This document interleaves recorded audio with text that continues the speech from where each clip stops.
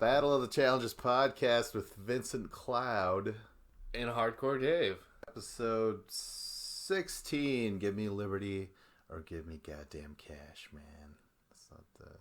Watched by 0.82, which, Same according as to my research... Episode 1? No, the episode right before it. Yeah, final part 1. Oh, was that 8.3 or 8.2? Yeah. 8.2, I believe, yeah. Oh, it's consistency right there. Yeah, they've retained good. everyone. I think that's good. Overall, And that's the weird thing about TV ratings is you look at like 1 week, you have this number, then all of a sudden it'll be a sharp drop off or it'll increase a lot. And I'm like, who are these people who like, sometimes they watch and sometimes they don't?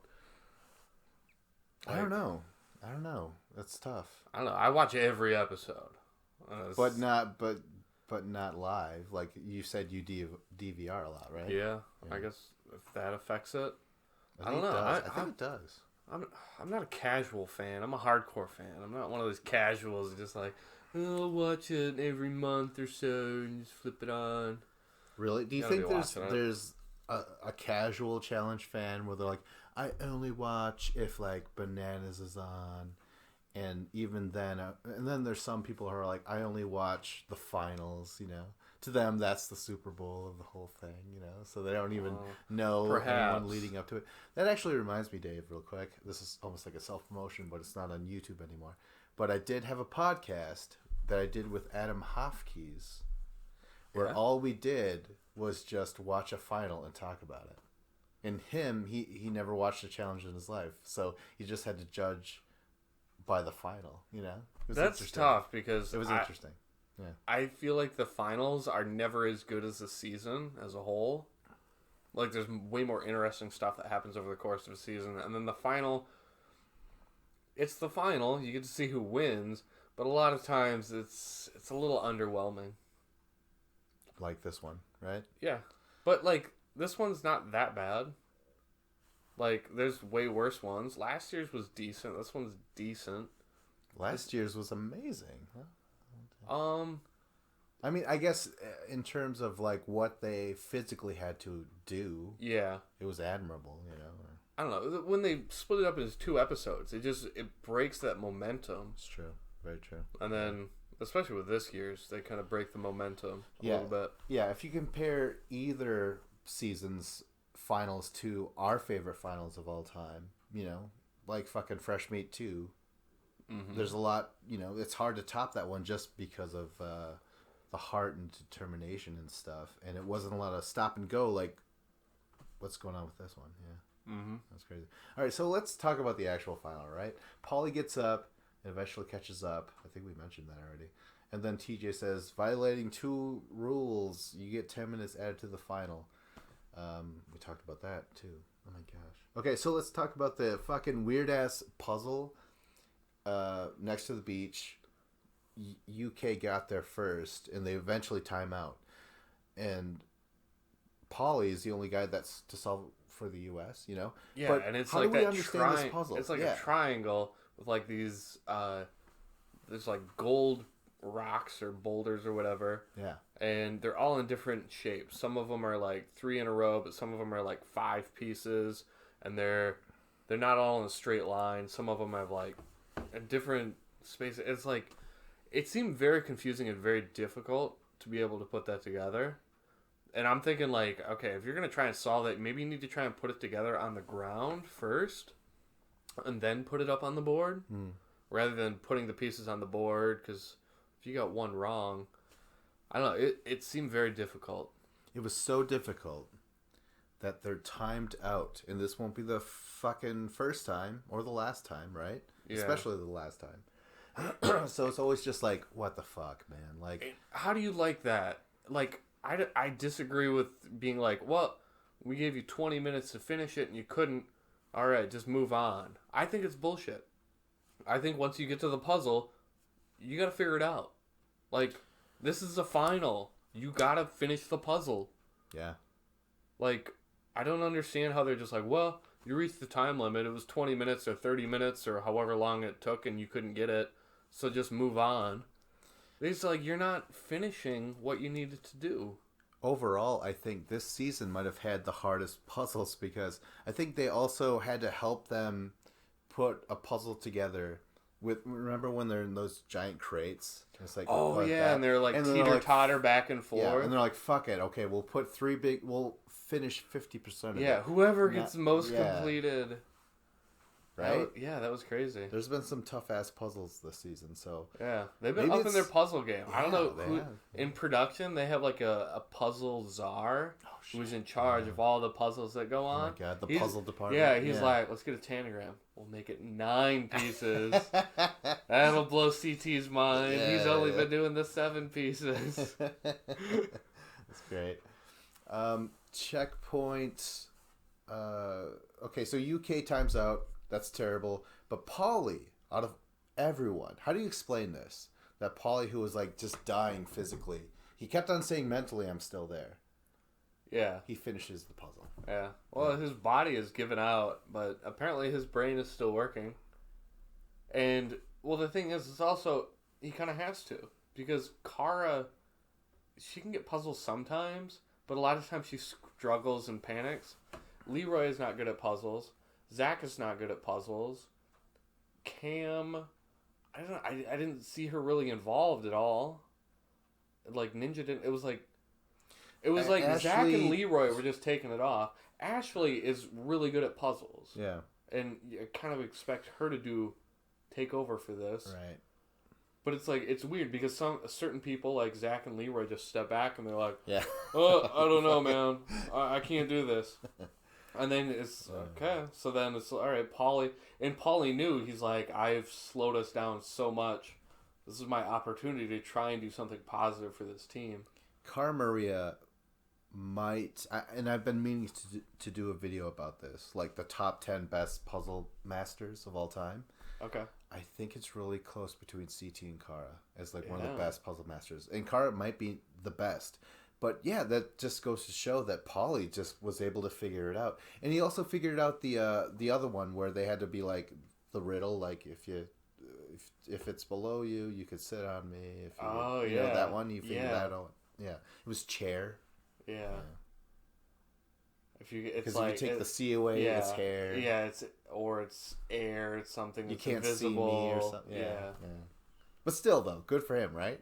Yeah. Crucial moments.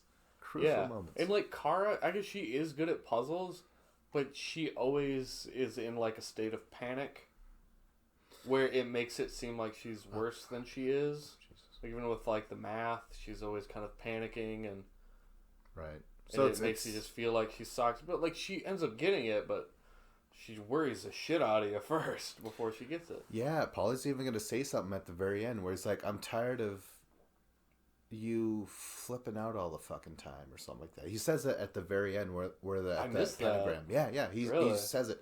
But he's had other moments where he just kind of says something to Cara where like you believe that's a fucking couple. Oh my gosh. Ah. All right, continuing on to nothing. Like that's cut out. The puzzle for the U.S. We already figured that out. Okay. Snake pit caught overnight thing scenario. How do you, there was a moment that I thought there was a plastic ass snake in that fucking pit. I pointed it out to you, right? Yeah. How do you feel about it? Am I being crazy? Is this the same people that are seeing like a face in a pyramid on Mars?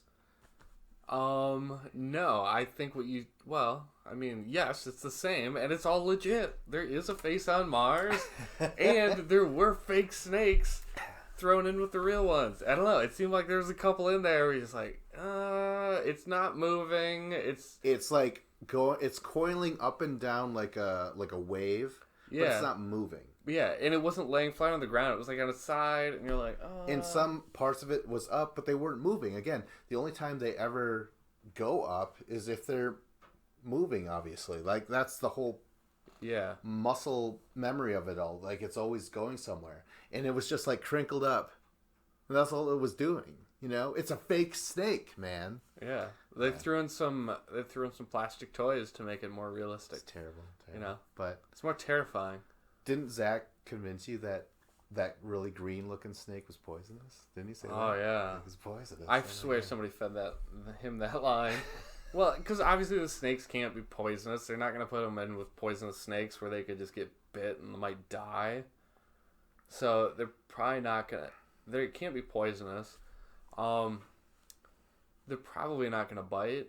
I mean, I don't think they would. It didn't happen. Mm-hmm. I feel like they got, like, the safest snakes ever. But I think, like, the reason he said, like, oh, that one could be poisonous is because it's, like, super bright in color. And that's how it works with spiders. Like, if you see a very bright colored spider, usually they're poisonous and they can kill you. Like, if they have, like, a bright yellow or a bright green on them, they're poisonous. Yeah. And Zach was just assuming that all gross things like snakes and spiders are the same. But not really. I don't think...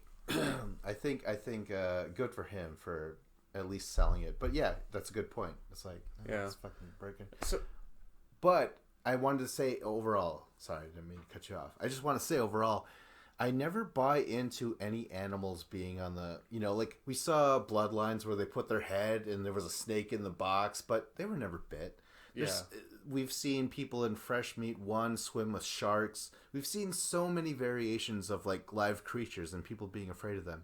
But the only time I ever remember anyone being bitten was Battle of the Sexes 2, Snake Poker or something like that. I don't know. You're supposed to go and play a game of cards in the middle of a snake pit. And one guy, I believe, was bit. And that was on his finger. Oh, and it was non-poisonous. Okay. And he was fine. And he's like, "Oh my god, I got bit, yo!" Like he loved it. That's crazy. Maybe I made up that last part, but the point is that I never buy into that animal thing, Yeah, and I'm not a big fan of it either. I think the best way for it to work is with bugs, because bugs, they're not going to kill you, but they really creep you out, and they're really gross and nasty. Sure. So like when they put their head in the boxes, and there's, like, okay, you need to like chew up the crickets and spit it down the tube. Gross. Like it was something super nasty like that. Yeah. Like that, I could see like not wanting to do that. But like the snakes, I'm not a big fan of it, and I'm not a big fan of them being like, hey, you're gonna spend the night here, and then we'll pick up tomorrow for part 2, which is not that long. And it's like, you guys could have just done part 2 right now, and you could have done it in the dark. Oh, that would have looked so much better. Yeah, it would have been fine. Awesome. Yeah. It's like, okay, go down to the end of you got to run the length of the beach. We'll put the chains on you, and go to those torches at the end of the beach. Torches, and then, maybe. And then there's there's lights on the boat where they have to head. Maybe their chains has like Christmas lights on it or something. Not Christmas lights, but you know what I'm saying, like lights. So like it looks kind of like visually cool that they're chained together and it's like kind of going down the dark beach. Everybody gets a headlamp on. Yeah, something. It's just this visually was not very exciting at all. Yeah, it was just like, okay, you have snakes and you're gonna try and sleep, and only one person can sleep at a time, so no one's really gonna be sleeping that much, and you guys kind of just have to stand on the steps while you're tired and you're exhausted, and we'll just wait until the morning because production can't get some lights and cameras that'll work in the dark. I don't know. I do remember this one part where Polly and Car have a little bit of an exchange, and Polly's like, "Oh, yeah, what man. happened? I didn't really hear it or read it." It was weird. It was almost okay. This is what made me think maybe he might have faked it, or at least he's playing up being so broken down so he could have his triumphant comeback and win the whole thing. It kind of reminds me of what Jordan did in Dirty 30. Remember when he fell out of the parachute? He fell and he's like, "Oh my god, I busted my fucking leg." Right? He really told us like, "Oh my god."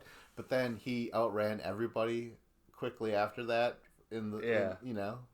So it's like... And everyone's like, "You ran it on a broken leg." And I was like, no. If you had a broken leg, you'd not be running like that. I'm like, he's fine. It just kind of seemed... I mean, I've heard people say, like, I think Polly's trying to have that same moment.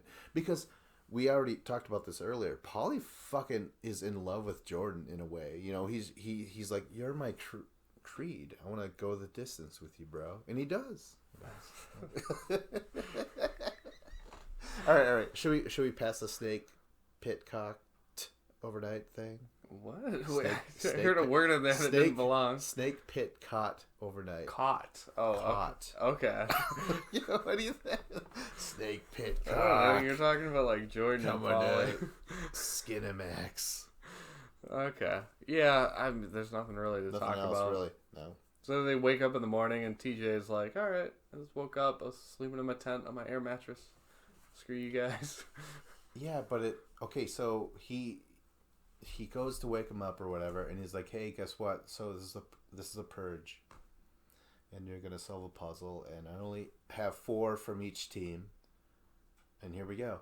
To me, that was like, no, you had to build it or like have them do more to figure out who was going on the 4 teams or whatever, like 4 teams? Not 4 teams, but 4 per team, like I feel like something, it was so weird to wake them up like, hey, guess what? It's the purge. Like, oh, what? Huh? It's like waking up teenagers and they're like, fuck you. We're like, what'd you say? Like, I said, mug you? What? Like, I don't know what I'm saying. I'm just saying is there was to go from the stupid ass, lame ass sleeping overnight thing and wake up and say, hey, guess what? We're having a purge. It's not the way to do it. You have to build it up somehow. You have to have them do more than just do a goddamn puzzle. Again, we're going to have a puzzle. And again, we're going to have people time out on it, which is annoying. Okay, so here's the thing is you do the puzzle, then you run to the beach, then you get in the kayak, right? Or no, did you swim? They had to swim. Swim. Swim to the boat. But during none of it did they ever show them really doing any running or barely doing any of the swimming. Like, all we saw was the puzzle part. Yeah. That's all they were really showing. Sure. So it really just comes off as a puzzle. And the fact that Pauly was able to do it, even though he was, it seemed like in terrible physical condition, Pauly did it with ease, so it couldn't have been that difficult. Like, it basically just seemed like it was the puzzle, because it probably was. I don't think, like, from where the puzzles were to where the beach was, I think it was just, like, over the hill and run down the hill.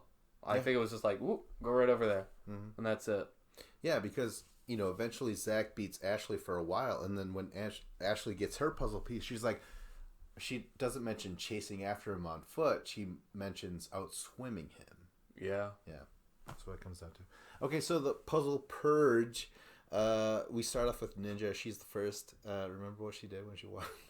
She's made a bunch of obnoxious, weird noises that she always makes. And then she makes a bunch of weird faces, and it's just like, Ninja, like, just act like a human being. Like, what? I don't know what you're doing right now. Yeah, but you're also not saying, like, she's a terrible competitor. Like, she's really good, but she's just, her personality is a bit grating, right?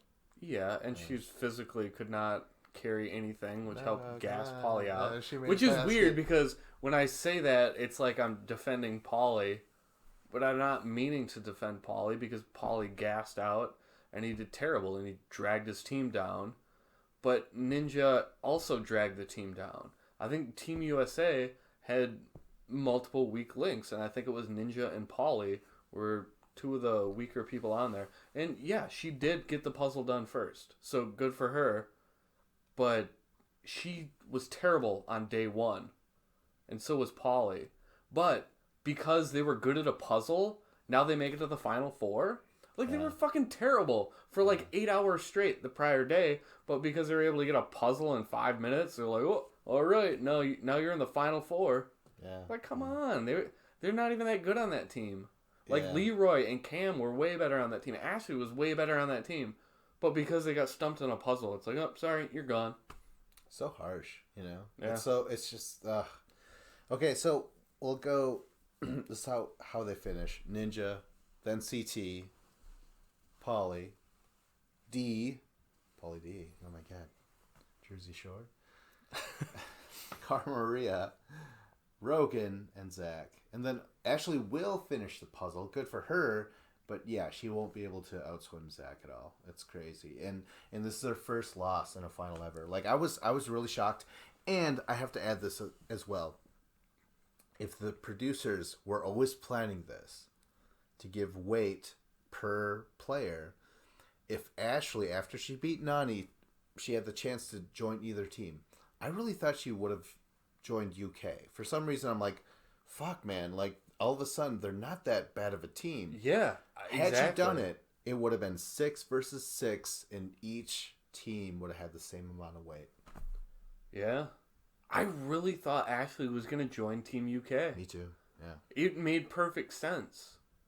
Because, like, Ashley has always been super cerebral. Yep. And I was like, she's smart. She's gonna choose the right thing to do here and better her chances for the final. Like, look at your surrounding team. Who do you have more faith in? Do you have more faith in Jordan and CT and Tori? Or, like, Zach and Paulie and Kara? Like, I'll take Jordan, CT, and Tori any day over the Team US. Like, track records alone. And it's like she's awesome in finals. Yeah. I can't believe she didn't go to Team UK. I was blown away when that happened. And then I was just like, well, shit. Like, that was a poor choice by her. I think I mentioned in my coverage of that one episode, I had the idea that maybe it was ego, because that's when CT broke from the alliance and everyone was like, okay, we're just going to go put Ashley in there or something like that. I don't know. It came down to ego, I think, because she gave a big speech like, I'd rather win with the U.S. than a bunch of cutthroat people or whatever. You know, I don't know. It was weird. Yeah, I think it just came down to, like, self-preservation over future seasons. She didn't want to turn her back on everyone in her alliance that she had worked with in the entire season, because if she pisses all those people off, she's not going to have anyone to work with in future seasons. People are going to be like, Ashley screwed us over last year, and she went on to win the final. It's like, yeah, you get the paycheck, but the following season, they're just going to be like, let's throw her in, keep throwing her into eliminations until she goes home, because she burned them. You know what's crazy? Just overall, Cult of Kara and Paulie being the co-founders, right? Yep. This was one of the biggest franchise-worthy alliances we've had for a long time. You know, this was a huge, overreaching alliance, and now both of them are not on next season. You know, so you're like, oh my god, you had some momentum, you got the numbers, keep growing and growing. You could be the next JEK. You know, you really could. Just by numbers, that was the whole thing. The problem is when you have numbers and votes that are all working together. Yeah, that's great for getting to a final, but that doesn't make you a better competitor in a final. That doesn't give you cardio and strength and the ability to complete puzzles. Like, that's what Kara and Paulie's alliance was missing. Was, yeah, they were able to get all the way to the end, but if you look at, like, how Ninja and Laurel, Ninja beats Laurel, Laurel goes home. Look, if you do this final over and you swap out Ninja for Laurel, I like Team US's chances a lot better. Right. But Kara doesn't get along with Laurel, so regardless of how good of a teammate she would have been, you know, she's glad that she's gone and she was working to get rid of her. Yeah. And there's a lot of that where it's just like, okay, well, you're keeping your alliance people, but they're not necessarily the best challengers. All right, so we talked about Ashley. This is her first loss. Let's talk about Tori. How do we feel about that? She didn't. It was a bummer. It sucks, yeah. Because she was great all year. Yeah. But it came down to one puzzle and who could get it done the fastest. And her and Jordan could have took $500,000 with them. Exactly. Oh man, that was a super bummer. Yeah. And you know what was a bummer? When Leroy is struggling with it, he's like, "Hey Zach, you still here?" And just met with silence. Because Zach is already gone and Leroy is struggling. And then all of a sudden someone's running by and it was Ashley leaving. And it's just like, Leroy's still struggling on the puzzle. And like, Leroy's... Was that like the portion where he's just in tears? No, it's officially afterwards when they're timed out. They walk down to the beach. Ashley fucking throws she hits the water and she has to walk back up to the beach. Yeah. And he's like, I don't know. It's so weird because I've always kind of like, talked shit about Leroy. Not talk shit. Is that talking shit about Leroy? You always talk shit about Leroy. And I've always defended Leroy because I like Leroy. He's a really nice dude. But what did I always quote unquote talk shit, what was always involved, I was always like, I don't believe he can win. And he has yet to prove me wrong. You know, I still like him as a person. Personality, he's great. But I just think he makes these decisions. He just happens to be on the bad luck part of things. You know, it's crazy. It sucks. Yeah. But like as a performer, he's a lot like Zach, where he's very limited. Like they're tall and big and strong. Oh shit! Yeah. But ultimately, it's like they're not good at puzzles. Leroy's not good at swimming. Like Leroy and Cam, they almost went home when Joss and Kaylee went home. Like they were terrible at that purge challenge. Like Leroy and Cam were lucky to even get to this final because they almost got knocked out during that purge. Remember that? Remember that. All right, so let's talk about Cam. She got this far. I thought Cam had some good moments, but they were very subtle power moves. I remember when she first won and she got to be the speaker or whatever, and she took Polly aside. She's like, I want to be in your alliance. And holy shit, did that fucking pay off. Mm-hmm. That paid off all the way to the fucking end, you know? Yeah. And it sucks that, you know, let's just mention this because we haven't said it out loud, but I hate purges. I think it's so stupid. Like the fact that these guys can't finish because the producers are like, oh my god, this is going to be great. This, you know, what a twist. Oh, fuck that. I hate that. I hate that shit. The fact that they're cut off, that sucks. But overall, the fact that anyone's cut off, they got to a final. Let them be in a final. Mm-hmm. It's so fucked up. It's so stupid. I hate it so much. What was the one? Was it like Rivals 2?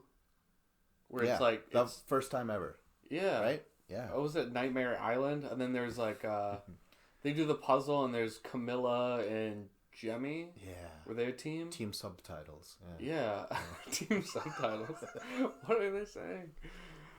And, like, you know, they didn't get the puzzle finished, and it's like, all right, well, you're not moving on. And it's like, well, they got to the final. Like, let them compete in the final. Don't be like, you got to finish this puzzle first. Jordan and Marlon, they got purged. Oh. In that same final. I forgot about that. Oh my God. And then you just, then there was, like, Bananas and Frank and Wes and CT, and then, who was it? It was, what's her name? Emily and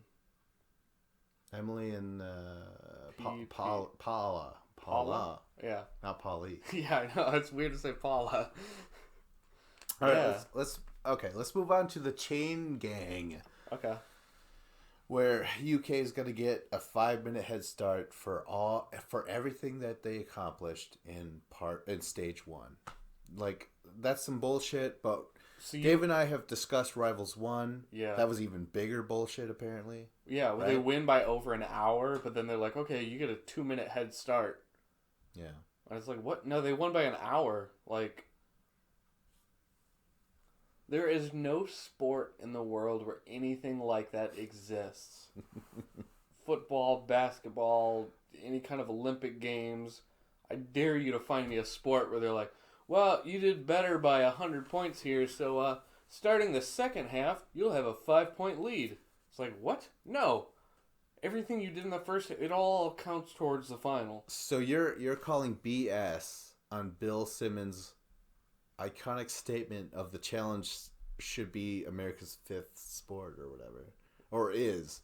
Yeah. Right? I'm calling total BS on that. Because the challenge is not a sport. Yeah. Because sports do not function like this at all.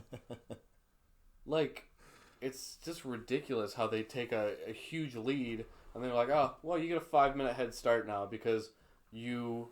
And the first day, that probably took like 8 hours or something for them to complete. Mm. Day 2, they probably do it in like 2 or 3 hours or something.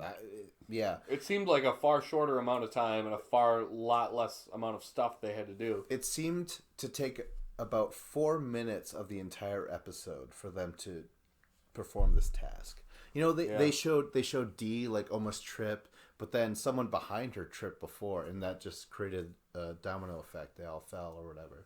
But it was really quick. But Jordan was going first, and he was going way too fast. He was not going at the steady same pace, which was causing them to trip. Yeah. Okay, so are we done with the Chain Gang thing? Like, it just went by really quick, right? Yeah, like And all of a sudden they're done, and then all of a sudden they're in kayaks and going towards the boat. no. We gotta get to the puzzle. Oh yeah, it's Tanagram. Yeah, but not 9 pieces. Or what do you say? 7? Yeah. Or, No, never it's a 9 9 pieces. piece. Something like He's that. like, I've been working on my Tanagrams, but not the 9-piece. Yeah. I don't know. I guess we were talking about this. We were saying this before we even recorded, and I was like, CT is like, I don't know, like the most iconic class, like, I don't know, TV gold in my eyes. You know, like he's winning something, he knows he's gonna win, and like so his confessionals, he's like so like full of positivity. Is like, oh my god, you know, like he even tries to sell the fact that I don't know if it's a 9-piece. You know? Yeah. CC's the best. He's really the coolest. He's a classic, instant classic, And he's been it's around weird forever. because like you watch the episodes and CT is such an integral part of every episode, but I'm like, he's not getting enough screen time. Like, come on, like give him more. He was always in the back working the gears, you know. Yeah. Like he was subtly establishing himself as someone like you just don't talk back to. No one gets mad at CT for everything that he does well, and every time he like fucks up, no one is like, they don't say shit to Nope. him. Not even the most cockiest player, maybe of all time, next to Wes, Jordan. Well, there's Bananas, of course. Maybe Kenny. But the most like shit talking performers of all time, Jordan's not saying shit to CT during this final. Like nothing. He's barely even like trying to make it about him. He just kind of lets CT like CT's you know, the pop the alpha dog. champagne You and don't shit. Yeah. you don't poke the bear that is CT. All right, so puzzle. But, and like even like when CT pushed over the other team when they were getting by him, wait, he had some line. Somebody said something to him. Zach. Yeah, he's like, well, what the hell? We didn't do anything to you. He's like, you didn't do it to me, but you did it to somebody else or something. Yeah. Because it was Paulie who was trying to stop him from passing. Yeah, that's He's true. like, yeah, you didn't say it to me, but Yeah, didn't he fucking kind of push Ninja into the other gurney? Like I remember that. Yeah. Like D and Ninja Yeah. were like, oh, like that. at a yeah, because they got those moment. big poles and like Paulie's like trying to block them from passing, and that's why CT did what he did. It was just payback. It should have been even after that, but then they penalized. him. Okay, so the what 9-piece? What's the technical term again for the puzzle? Tanagram? Tanagram. Okay. Yeah. Again, we get another timeout, or they get timed out. They can't solve it. Yeah. They can't solve it. Kara, she's working on hers, and then she claims someone took a piece out, and she's like, "You fucked it up. Like I had everything, and what did you do? You fucked it up." And like Zach's like, "I didn't do shit." Because he's just standing there, not touching a puzzle, because that's what he did at every puzzle. Zach never touched a puzzle. And then Polly is saying like, "I'm tired of you fucking flipping out and shit all the time," or something like that. He was just real. Like it was a real. I like Kara and Polly's relationship because it's more real in terms of like how they talk, even though they operate on a very fake level. I don't know what I'm saying. I just like that line. You know, this is the last time we'll kind of see them together, and he's like, stop, like you're fucking flipping out, and it's bullshit, you know, like he's just being real with her and shit. Yeah, well, and that's the way Ashley was talking to Kara earlier when she's like, you've been on 9 of these challenges and you can't eat a bug. Like, come on, Kara, like you're freaking out because you can't do a math problem. Like, come on, Kara, this is simple. Like, you've been in these challenges before. We already said that she had one of the longest equations. Well, you stop making excuses for her. But she's always panicking in these situations. And Ashley pointed out, like, hey, like, why are you doing? Stop panicking. You've been here before. You can do it. It's true. Like, you keep your composure. And I think Paulie was feeling the same way. It's like, yeah, it's a puzzle. Quit freaking out. Let's just work on it. Yeah. But like, Kara can't complete any task without getting into panic mode. True. It's always, you know, the fire alarm is set, the sprinklers are going off, you're trying to get out of the building. Oh, where's the elevator? It's all just panic all the time with her, with like no matter what's going on. True. Okay, so regardless of all that, we get another timeout, and from what they've gathered, or they time out of the puzzle, they can't solve it. So the UK has at least a 2-minute lead overall. So US has to sit there at their tanagram for 2 minutes basically, because they know they're 2 minutes behind UK. So UK gets into their little bitty boats, and Rogan gets to the British boat first. No. Team UK, yeah. I thought CT did. No. Oh, he was last. He's last. Yeah. And to me, was a veteran move. He's like, no, because I'll be the last person to join. Then everyone celebrates. Yeah, but no one's gonna celebrate until I get on the fucking boat. Yeah, that's right? smart. Yeah. But let's keep in mind that the order that they get to the boat is completely made up, and it's whatever. Like, they all got to their boats at the same time once they finished the puzzle, and then they just go at their leisure. They're looking right at the U.S. team. They know that they need to beat their last player. Yeah. So it's just like a leisurely stroll in the kayak to your victory. Oh, for sure. Because I'm not trying to say Rogan is the champion of the champions. Yeah. No, I'm just saying Rogan gets there first. And he is officially, he was the first British ever to be DQ'd. And he was the first British to be champion. Yeah. He went from worst to first. And good for Rogan. Yeah. we haven't talked about Rogan, I don't think at all. But, like, props to Rogan, like, overall on the season as a whole, because politically he played with the alliance. He took Cara and Paulie's, crap, and he worked with that alliance, and he got all the way to the final, and he performed in the final. Yeah. He was not a weak link at all. He did great. He held up with CT and Jordan. Like, those are, like, all-time greats. And for him to hang in there. Oh, yeah. For sure. D is the first Australian champion of all time. Not bad. Not bad at all. Well, first champion, but, like, first ever Australian person ever, right?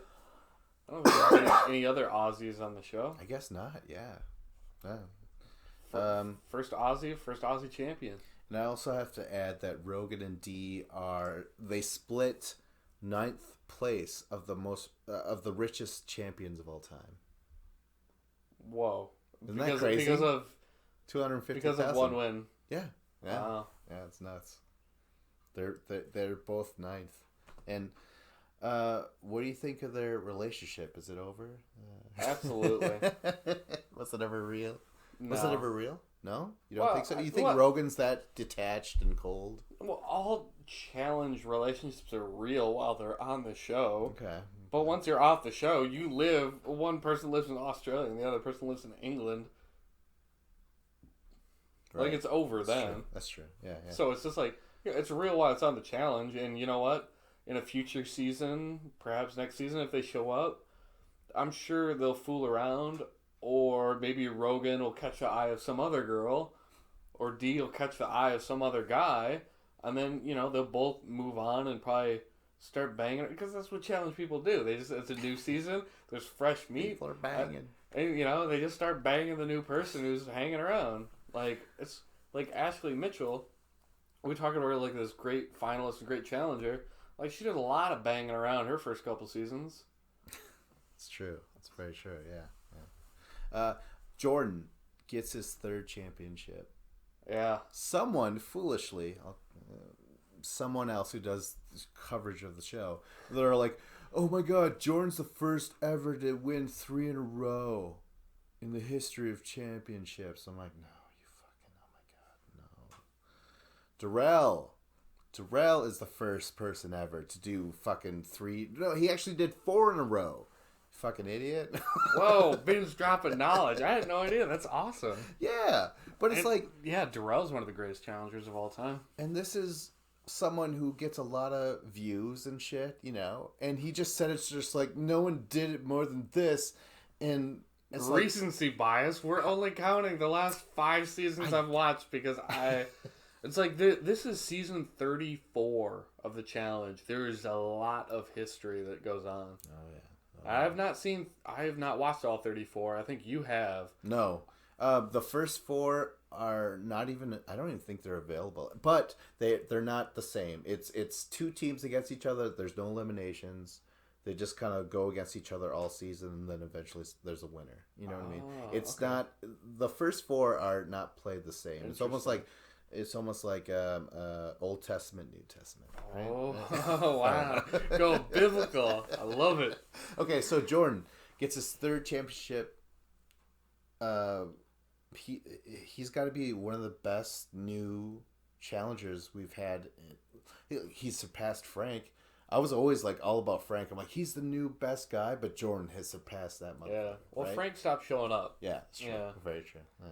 But yeah, Jordan's awesome. Like he's so freaking good. Like and how he did in those eliminations against Theo and Kyle. Like he was so freaking impressive. Or no wait, Kyle went against Theo. Josh. Yeah, Josh. Yeah. Oh my gosh, the Yeah. Josh one with the tug of war. That was just it was brilliant. Like Jordan was so freaking good all year. And you know what? He might have gotten a little help. A little help when they got rid of Turbo, when they kicked out Turbo for no reason. Turbo gets angry and they're like, "Turbo, you're being too angry. We're sending you home." Yeah. Because I think Turbo could have beaten Jordan, and I don't know what's gonna happen next season or the year after. But I hope there's a Jordan Turbo confrontation because that's the matchup I want to see. It's really hard for me to like absolutely really like Jordan because of the way he made Turbo go over the edge and eventually kick himself out. Like you were fooling around with a guy who just didn't understand this much sarcasm. He didn't understand this much like just talking shit. Where he comes from, people don't talk shit. Like what you're saying is like face value. Yep. So Jordan really fucking got under his skin and he did it on purpose. I was really kind of annoyed when they showed that shot. It's like, they are putting us against each other because they have a problem with me. Well, you should have showed him when, 5 minutes later, where he's like copying Turbo's walk and shit like that. I'm like, no, that's a winner's cut right there. Don't do that to us. Not to me. I know enough. Yeah, it did mischaracterize the situation as a whole because, like, Jordan, you're initiating. Don't act like it's just like Paula and Cara and that alliance and like Ashley talking shit behind your back. Like, Jordan, you're into this. You were trying to get under Turbo's skin. Oh, yeah, It was a real rivalry between the two. Why Jordan picked that rivalry, I'm not really sure. I think it might have just kind of happened organically, where Jordan feels like an alpha dog and he wanted to flex on somebody and be like, It's true, yeah. That's what alpha dudes do. And he's like, well, I can't do it against CT because CT is too alpha. He's like, but Turbo, he's like, all right, I can try and piss this guy off. Even though he was on his team. Yeah. Just What? dumb. Wow. Yeah. Okay, let's get to the final champion of the night. CT gets his third championship, and now he's officially 3-0 when it comes to Thailand finals. He's had Rivals 2, Invasion of the Champions, and now War of the Worlds. They're 2. all in Thailand. Yeah. Wow. Yeah. I can't believe CT's only won 3. Yeah, he's been in so many finals. He's probably been in what, like 7 or 8 finals? Yeah, he's been in a lot. Yeah. That's crazy. Yeah. Well, he used to be a smoker back in the day. Once he kicked the smokes, then he was good. His cardio came back and he was great. Now he just wins all the time. I mentioned earlier how Rogan and D are like currently 9th or splitting 9th richest champion. CT is now, I think, God damn it, he's either 7th or 6th richest now. He wasn't even on the list last time I made the video of the richest. So he's in that spot. And then Jordan, I think he's the second highest richest champion now. Whoa. Who's first, Ashley? Yeah. Wow. And then Turbo. And then Bananas. Bananas is only the 4th, even though he's won 6 of these motherfuckers. Yeah, but he gets paid the weekly checks for showing up. That's every true. season. That's true. So let's talk about quickly just about the runners up. They come to the boat. They all have a different reaction. They all do different things, right? Yeah. Let's talk about that shit. And some of it is meme worthy, right? Yeah, like there's like Paulie. He shows up and Paulie just starts hugging everybody, congratulating them, like a true sportsman. Mm-hmm. Like Paulie put on one of the all-time worst performances in a final. But he came back. Come on. But he I don't know. I'm convinced that Paulie did better and he hung in there in day 2. Because I feel like they gave him some IVs overnight in the snake pit. Oh my god! I think he went to the medical tent. I think they helped him out a little Holy bit shit. to keep him in there. Wow. All right. That's just pure speculation. We'll never know. I don't know. Well, I'm sure you could go on like an internet site or something and read about it. Wow. Maybe it was just the bananas and granola bars and that replenished him, but like he was looking like he was dying, or.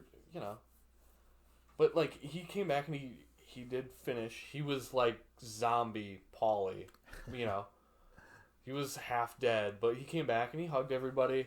It was great. Some of the other people, there was, you see, like, Zach. And Zach is just laying there, like, defeated. And Zach is pissed off, and he says, like, a great line. He's like, the whole reason this team did not win falls strictly on Paulie and Kara. Because they were the ones in control of this alliance.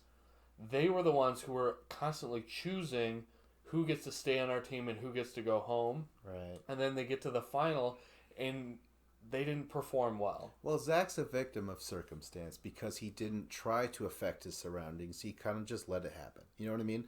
I would feel different if Zach did try and take a stand. I don't feel like he had much of a choice. Exactly. That's what I'm saying. He's a victim of circumstance. Like, this is a powerful alliance. It sucks that it played out this way, but, like, that was solid. It was crazy. I'm sure that Zach talked in Paulie's ear and was like, hey, we got to get rid of this player. Don't do this. Because I think Zach, he was friends with Laurel and Bananas. Like, when the season started off, there was 2 alliances. There was, like, Kara and Paulie, and then there was Bananas and Wes and Zach and Leroy, that alliance. Well, once Kara, and then there was Wes, and Wes was kind of just his own thing. But, like, they got rid of Wes, but then they get rid of Bananas and Laurel in succession 2 weeks in a row, and that just totally killed the alliance. And once Kara and Paulie got rid of Bananas and Laurel, they kind of adopted Zach and Leroy onto their alliance. No, I see it differently. I believe this was Wes's alliance, but Wes was the pure figurehead. They chopped the head off that, but they didn't realize it's already been done. It's been established. Like, they're going to keep going. And I think Leroy and Zach, I remember distinctively when Leroy was like, I want to side with these guys. You know what I mean? Like, there's no fighting them. Like, they already got rid of Bananas. They already got rid of Laurel. Like, I'm going to side with them because I want to fucking win. Yeah. And that's, it sucks. Okay, well. So you're saying that, like, Wes was the lead of that alliance that was anti-Bananas? Yes. But then once Wes was eliminated, then it was Kara and Paulie who took it fell upon them, yeah. Okay. Yeah, that makes sense. And it also became apparent when Cam just took them aside. She's like, I'm going to be part of this.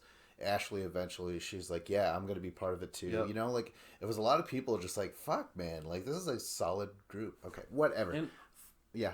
Also, I want to say, like, looking back at, like, the overarching, like, stories of the season, when you go to, like, episode 1, and there was, I forget what they called them, but there was, CT, Turbo, D, and somebody else I'm forgetting, where they could add those players to the UK team or the US team.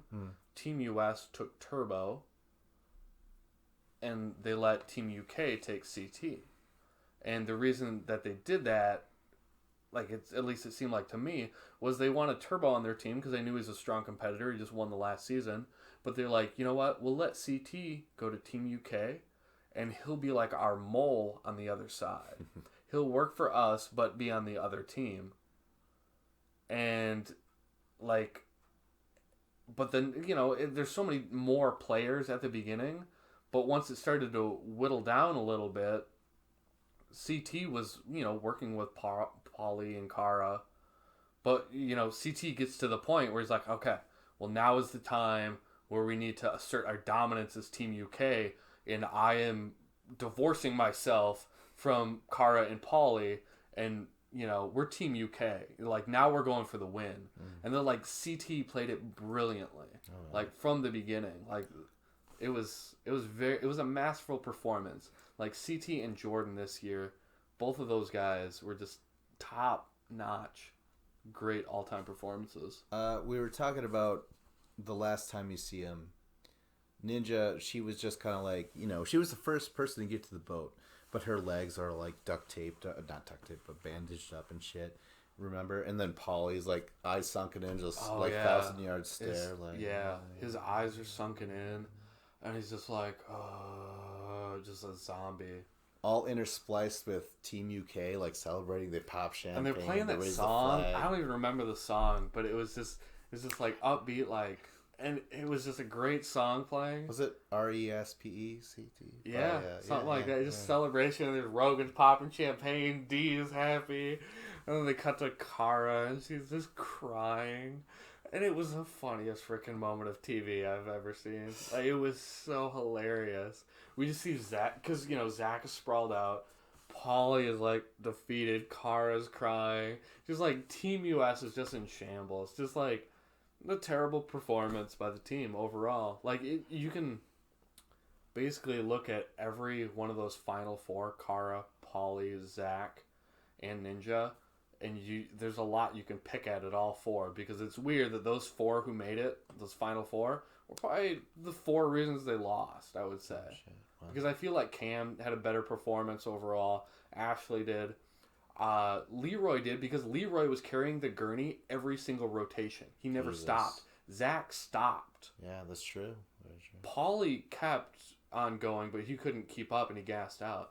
But it's like, Zach should have never stopped. He's like, okay, I'm going to give up the gurney and I'll let Ninja, you can take over for me. Like, that destroyed that team. Like, it's amazing that the last four people for Team US were probably like four of the worst performances on the team. That's why it was so stupid where it came down to a purge and you only have four players go on a random puzzle despite their terrible performances the day prior. Yeah, it's very true. So, we come to the end. Did we talk enough about TJ and the jet skis? Oh my god. Wow. Yeah. Real quick. No, it wasn't real quick. We counted too, right? Yeah. Official count. As soon as TJ shows up on the jet ski, there's music playing. It's in slow motion. And it's just eating up time. And it took 45 seconds to happen. He had an entrance of 45 seconds. Yeah. They're playing music and they're showing him on the jet ski. Like he's freaking Rocky from... Rocky, it was like a pro wrestler's entrance and it was just obnoxious. And it's like, he's on a jet ski. Like, what? Wait. I don't know. I feel like production or editing has like a crush on TJ or something because, like, who cares?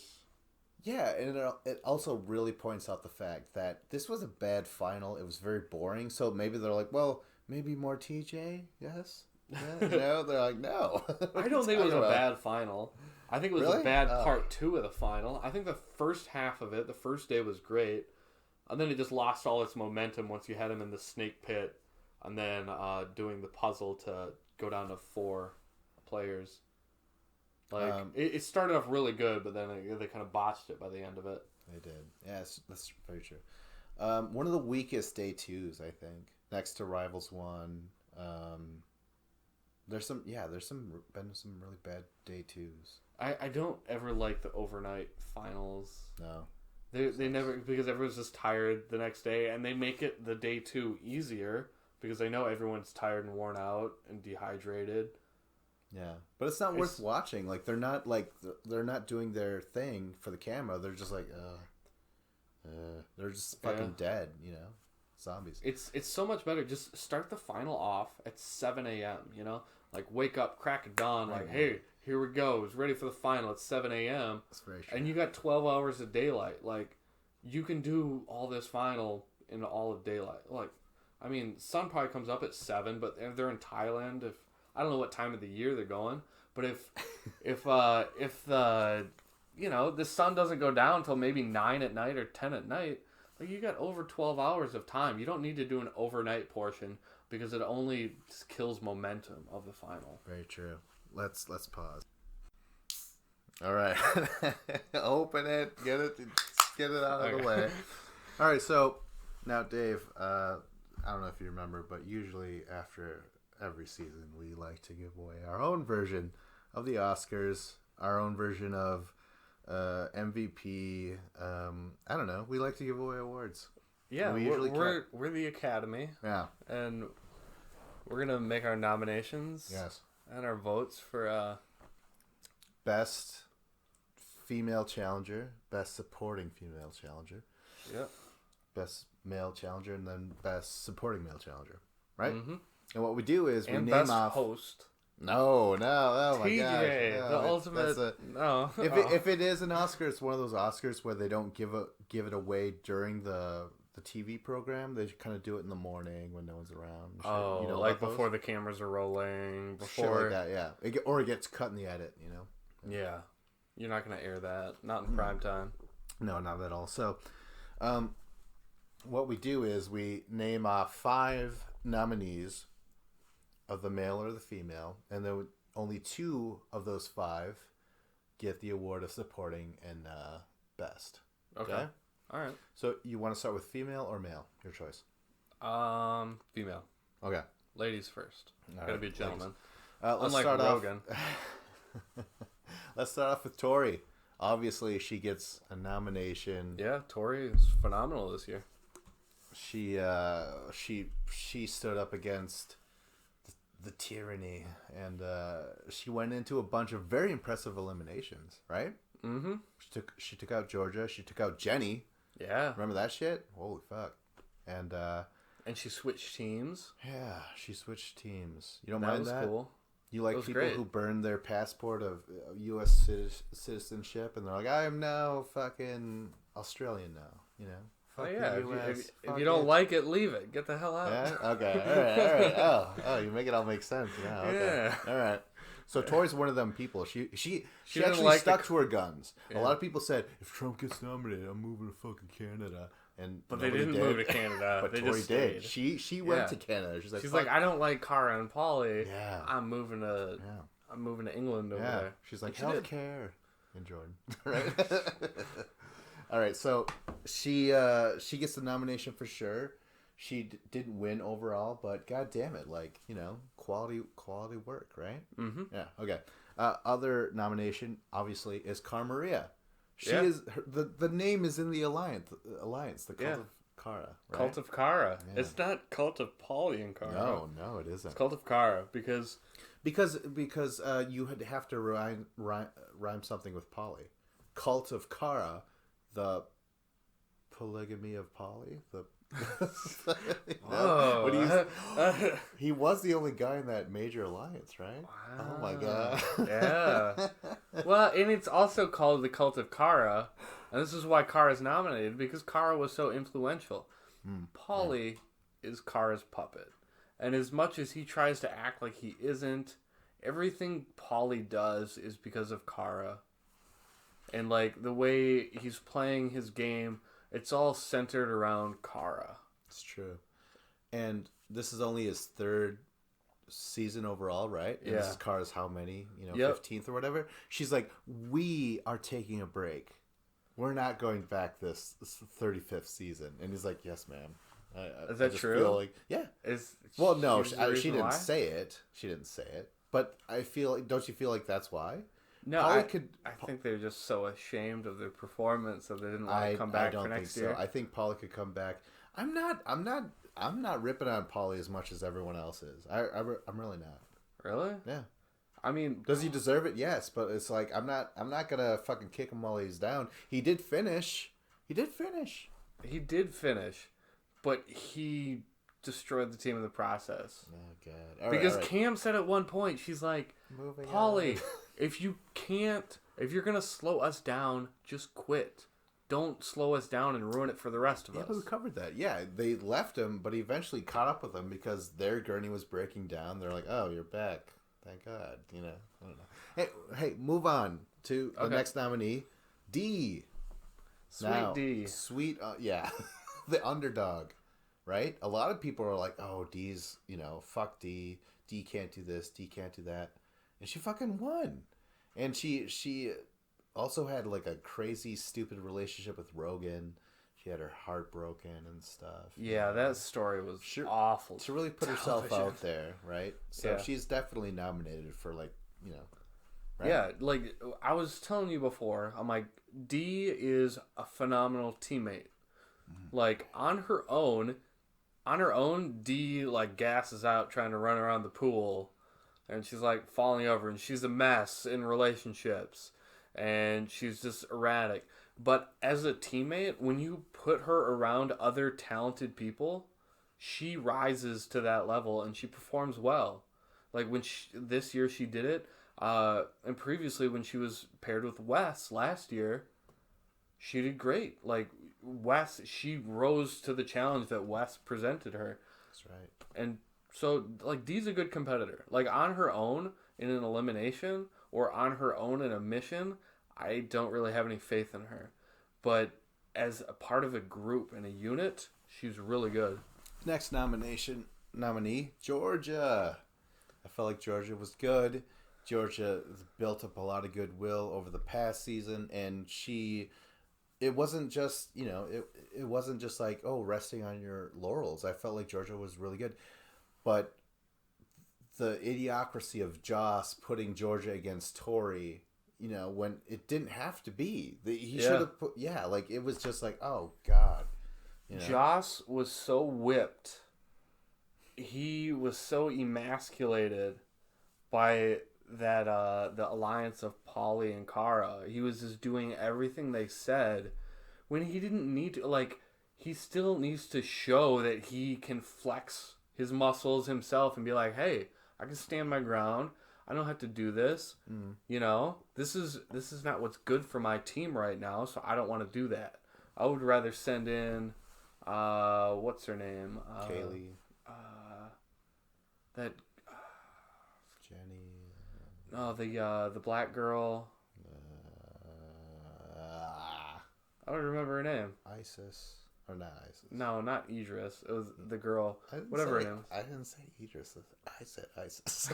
Why did you say Isis? But like he had other options. Double T, Tiny T, or whatever. What was her name? Big T. Big T. Is that what you're saying? Esther? Or Esther. Was it Esther? Yeah, Esther. Oh, gosh. Who's Big T? Let's just name out all the black people, you know. Yeah, well, he could have gone after her, but he goes after Georgia, and I don't know. But like Georgia's really good. She wasn't on the plate, though, to be honest.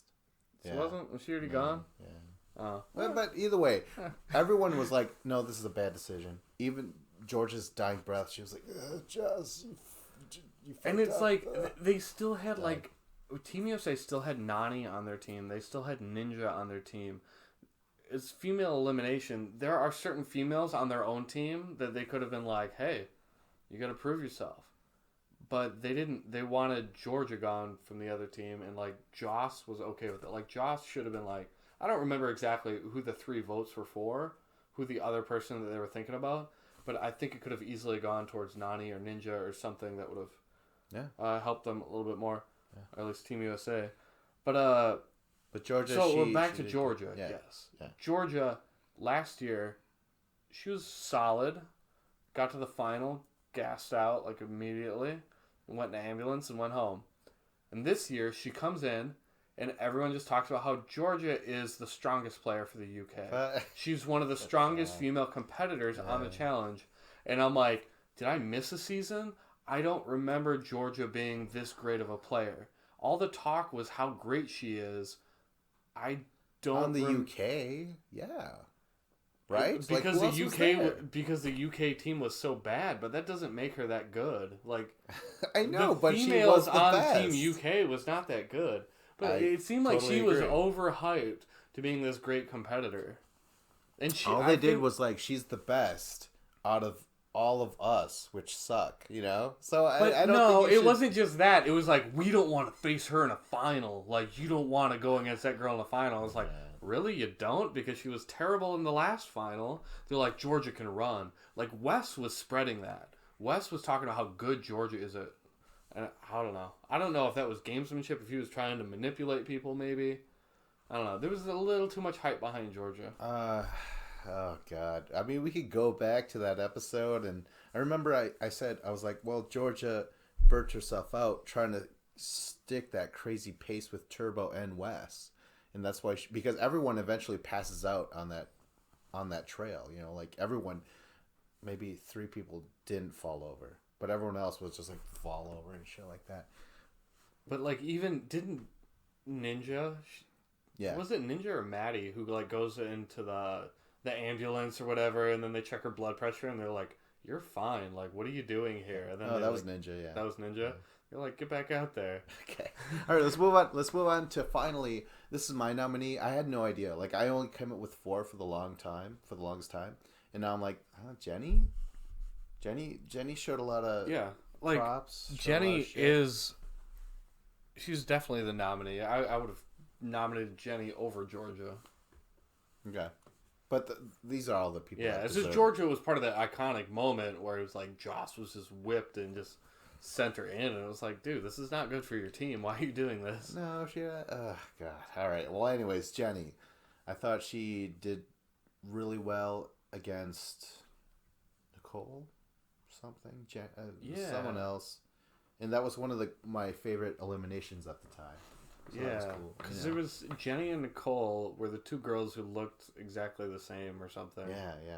They were like twins, and I could never figure out who was who. Yeah, and even though Jenny lost to Tori in a shocking upset, it's still like Tori's one of the best of all time. I mean, I don't know the best of all time, but like she's a really hot talent, you know, new talent. Hot talent. Tori and Jenny. So I don't hold anything against Jenny for getting knocked out the way she was. It was surprising, but I mean, come on, it's Tori. She's training with Jordan, you know. Yeah. Yeah. Yeah, there's no shame in losing to Tori. All right, so now we have our 5: Tori, Cara, Dee, Georgia, and Jenny. We got to decide who gets best and who gets supporting. Okay. All right, what's it gonna be? For best, I vote for Tori. I'm not opposed to that at all. Whoa, hang on. What? Hang on. This is a nominee that we did not even mention. Well, okay. Well, that. Okay. Wow, I can't believe Ashley Mitchell. What are the clips? What are the why? Like, name them off. Like, why particularly? She instigated fights between Jordan and Turbo. Yeah, that's true. They were awful. She talked a lot of smack. She did the dirty work. She was working votes behind the scene. You know how when someone's running for president and they're trying to get the nominee for the party, they have the lackeys behind the scenes, like trying to pull strings, trying to swing votes certain ways. That was Ashley. Ashley was constantly. She was the ultimate team player for the Cara Alliance. True. She's working. True. She's working the votes. She's making sure that all of the narrative on the team is working in her favor. She's doing a lot of that shit. She's pissing off Nany and chicks like that. She's pissing off certain people. That's true. Like Ashley was good this year, but I don't know. No. It's to be expected. I mean, it's nothing extraordinary. She probably deserves maybe a better, she deserves the spot more than Jenny, maybe. You know, I don't know. Georgia, like she did. I think Georgia or Jenny. I think no, Ashley Georgia. She cried a lot. She made me feel, whether I wanted to or not. You know? You sound like Josh right now, just talking about Georgia. Like, but we hugged last night, and I think it's real, and it's a strong relationship. It's like, no. Well, that's the other thing. That's the other thing that gets you nominated is if you're kind of involved in a lot of shit sometimes. Yeah, like, she's with Bear constantly, then she's with Josh, and then getting a lot of screen time. Ashley did not get a lot of screen time in certain episodes. She wasn't really there a lot of the times where Georgia was, because she wasn't romantically involved with anyone. Okay, so Tori, she gets best. Yep. I think it's a very, very strong argument for Cara Maria to get supporting, because she was in the background, if not the forefront, of just. I mean, this whole season was about politics, and she overall won the nomination. She got the popular vote, but she lost by the electoral vote, right? Well, she lost because her running mate, Polly, was not much of a runner. But out of everyone, like Cara Maria was like huge this season. Like like love her or hate her, when she's breaking down, that's her ritual. You know, like she breaks down when she wins, and she's won twice. So like to me, I'm like, no, this is Cara as usual. I mean, she's really grating on us, and she's, you know, everyone is saying like she needs a break, you know, but she's still brilliant when it comes to performance. You know. Yeah. Yeah. So there's a very strong argument you can make that Cara should be best female. Yeah, yeah. I think it's between her and Tori for sure. Yeah, right. There's a very strong argument, and because if you look at their just strictly on the performance in the final, you're like, well, Cara got that puzzle and Tori didn't get that puzzle, because that's how the Challenge production looked at it, and they're like, hey, she got the puzzle, she moved on. But to me overall, when I judge a person's entire season, it's how they come off on camera, how likable they are as a person. All right. And Tori is 10 times more likable. She got proposed to. That's charming. That is charming. She switched teams. She did all this awesome stuff. She had great elimination wins. Cara, like, how many elimination wins did Cara have? 0. She was never in elimination because she was voting her way out. Right. And Cara's degrading as a personality is very annoying overall. So it's like, there's no way I can give Cara best, even though she is a good competitor. She's just too damn annoying. Even though Dee won, and she's the only female to win this season, I feel like it's still between Tori and Cara Maria. Yeah. Tori gets best, Cara Maria supporting. Right? I completely agree. There we go. All right. Let's get on to the males. My first nominee is Jordan. I mean, come on. Like, he's... We were talking about earlier. We were like, the only place that Jordan doesn't have his black belt in is maybe the confessionals, right? Yeah. Yeah. Because he's amazing in missions, eliminations, finals. It's just... romance. Yeah. He checks all the boxes, but the one box he doesn't is in the confessionals when he's talking to the screen. He's great when he's talking to the camera and he's insulting people. But when they just have him like describing the rules of a game or describing what's happening in the final or the mission, he's just very monotone and boring. And like all of those scenes, if he's talking shit, I love it. It's great. But when he's not, I'm just like, wow, I wish they would have had CT talking right now. Or there's a lot of people. Like, I would rather hear Ashley Mitchell talk. I don't even really like Ashley, but she is more entertaining to listen to than Jordan can be at times. Okay, so he wins, but he's also won so many missions. He goes to a losing team to establish a better future, you know, for him and his wife.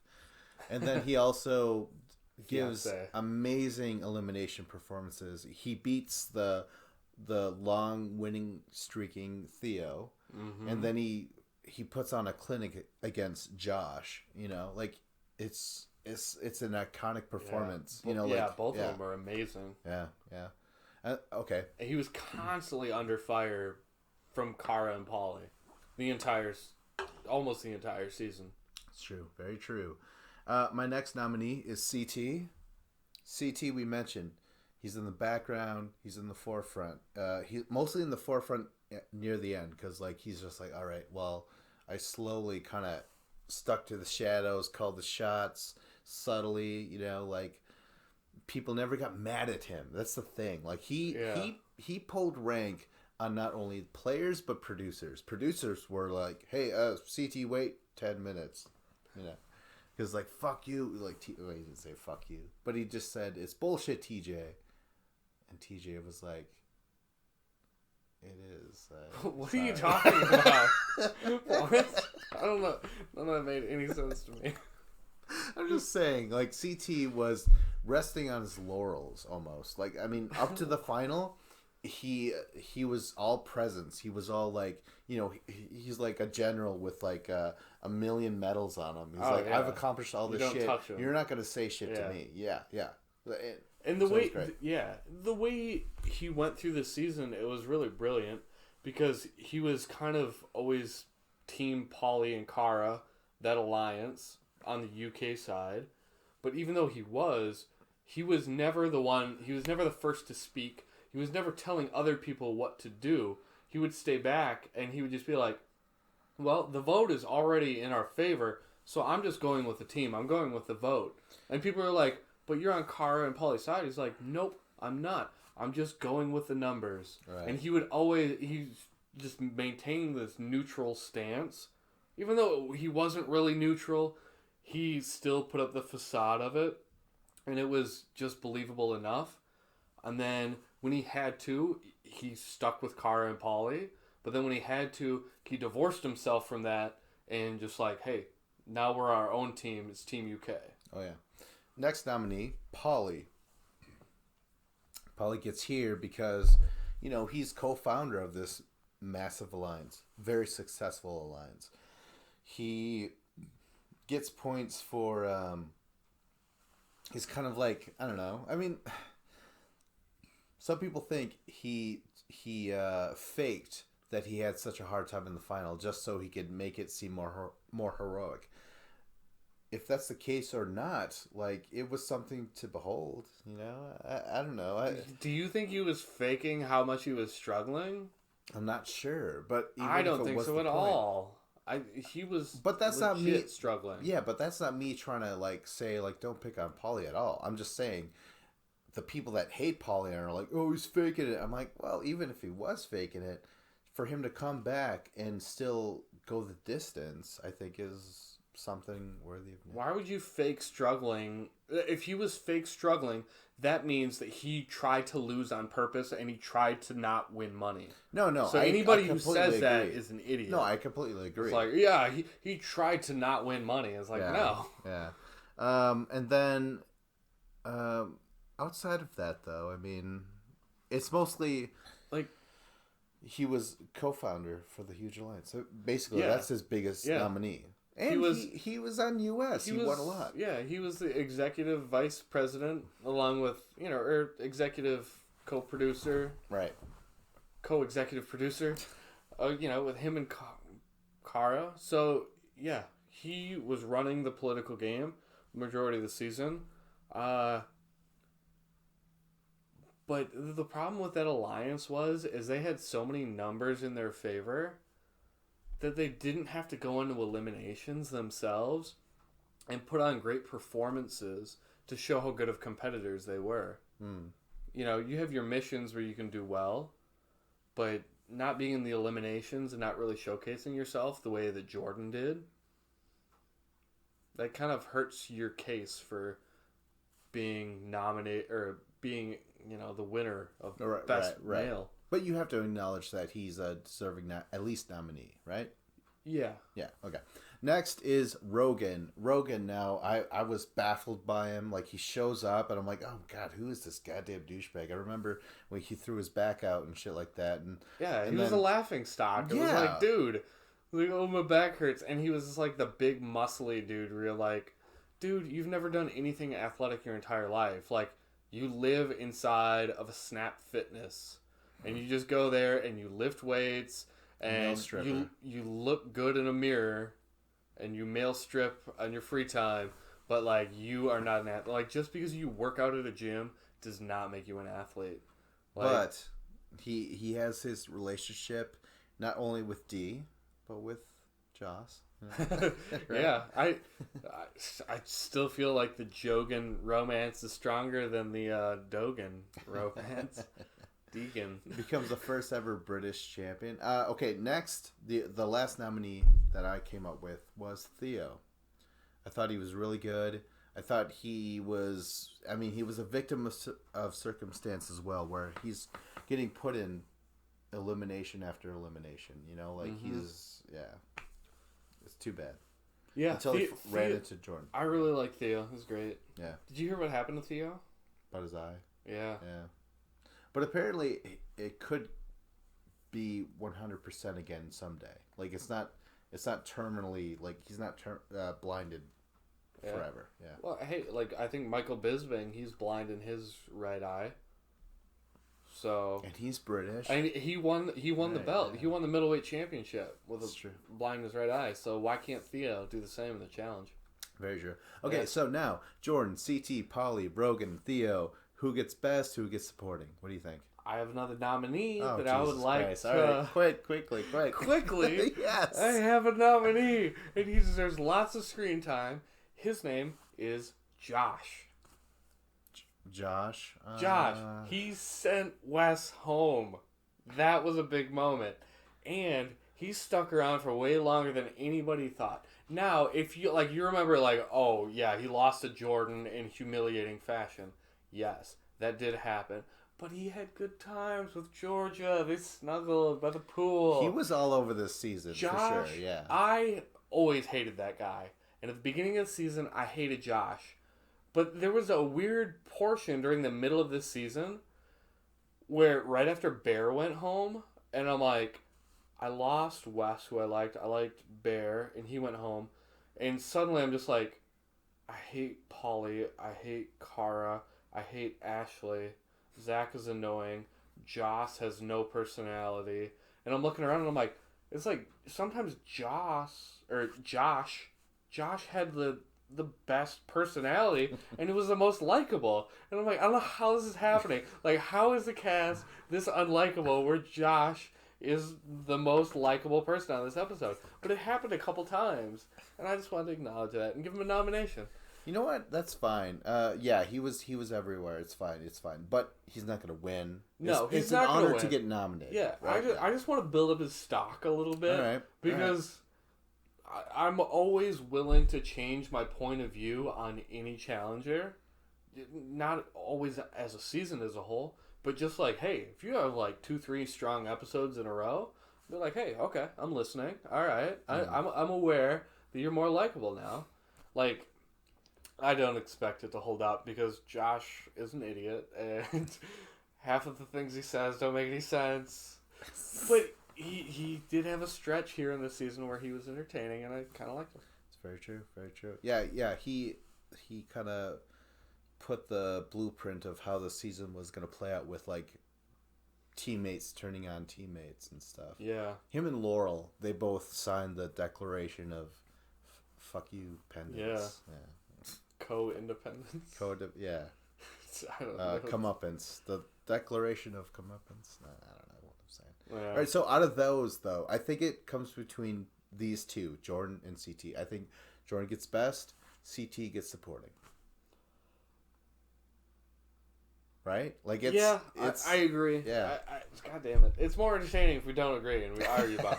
No, I get that, but I'm like, it's really hard to argue a case. I feel like, Jordan gets it because he was in the eliminations and he was targeted and he still stuck around. He won missions when CT wasn't, and when he did win it, there's an asterisk with every single win that they had. They only had 3, but 2 of them were thrown, I feel like. And, they're thrown, or it was a certain team they took qualified out themselves. No, they took out. No, the first one was thrown by Bananas and Laurel. The second one they took out because the champion because US had so many. They were like, no, you have to sit out. 3 of your guys have to sit out. And then the third time, producers were like, only Jordan can swim against 2 girls, and that's it, and that's why they won that one. Remember where they had to cut the ropes and they would fall out of the cart onto the water? Only Jordan swam against Cara and Ashley. That's not fair. You know what I mean? All I remember is watching that with my girlfriend, and neither of us could figure out what the hell was going on the entire time. We're just so confused, and we're just they're in the cart, and what are they doing? They're getting little tokens, and then they're moving the tokens. And why is this person swimming? But it's well, Jordan's good at sawing the rope. Okay, I don't know. That was a very confusing. Oh yeah. I didn't know what the hell was happening. So, I kind of just checked out. I'm not gonna try to understand this bullshit. So it's official. Jordan gets best, CT gets supporting, and I also want to add, and just to remember, Tori gets best, Kara gets supporting. Yeah. And, overall, this season did not live up to the original War of the Worlds one. Like, that was so good. I mean, it even kind of got bad near the end, but the final was amazing, or like you had to appreciate it. And this season, no, it's just not the same. And I really hope that season 35 is not part 3 of the trilogy, right? It may be, but oh god, hopefully not. With this season, I will say that I think it's better in certain ways than War of the Worlds 1 was. Wow. Because War of the Worlds 1, it was partners, and then it wasn't partners. They got rid of partners. Like, because Wes and Dee were together, but then they weren't together, and then they ran it, like, by the time they got to the final, it was solo. Right. And the way they screwed with the format so much, that annoyed me so much I didn't like it.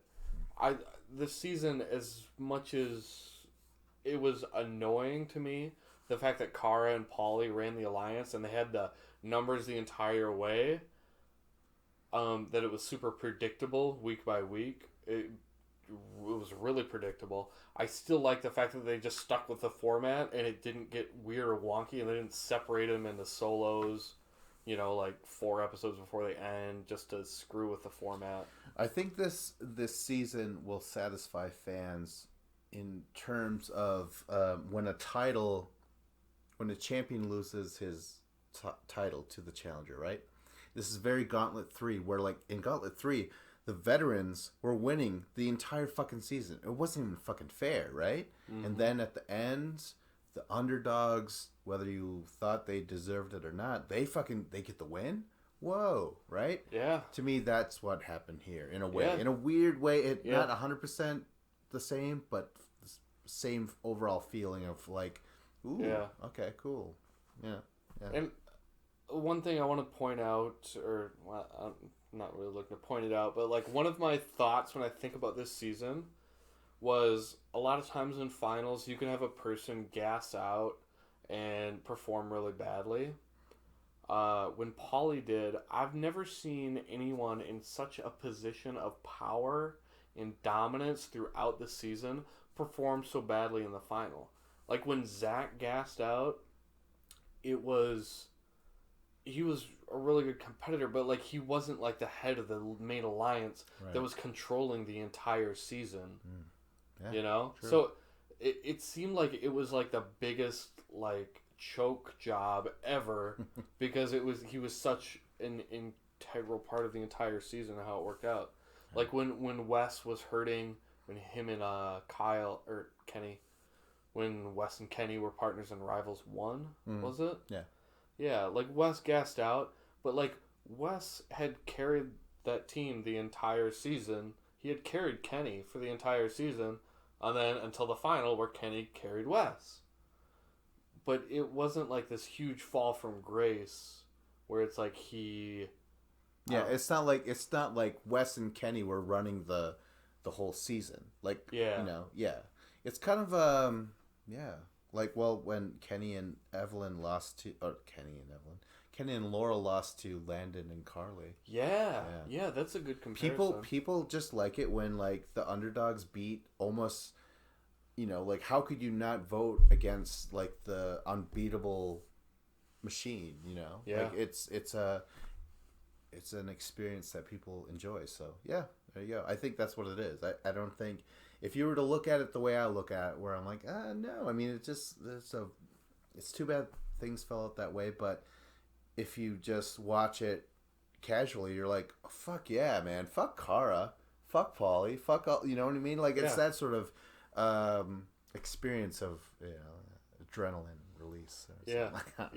Well, and that's what made this season enjoyable to me was I spent the entire season hating Paulie and Kara, and to watch the final and see them fail, it was very satisfying to me. I loved it because they just, like, tortured me the entire season where I'm like, screw these people. I'm like, why did you get rid of Wes, you idiots? Like, I was so angry from that point on at them, and then everything that happened since then, it just built my dislike for them. And to watch them fail in a final, it was great. All right, so that's the end of it. I have nothing else to say. I'm looking forward to season 35. Yeah, well, we'll have to do a premature podcast, talk about the cast. Yeah, I think it's announced. You can find it online. Oh my god! All right. Yeah, well, Kara and Polly not coming back for this season. No, they're taking a snooze, taking a break. All right, like, subscribe, comment. This was Battle of the Challenges podcast with Vincent Cloud and Hardcore Dave.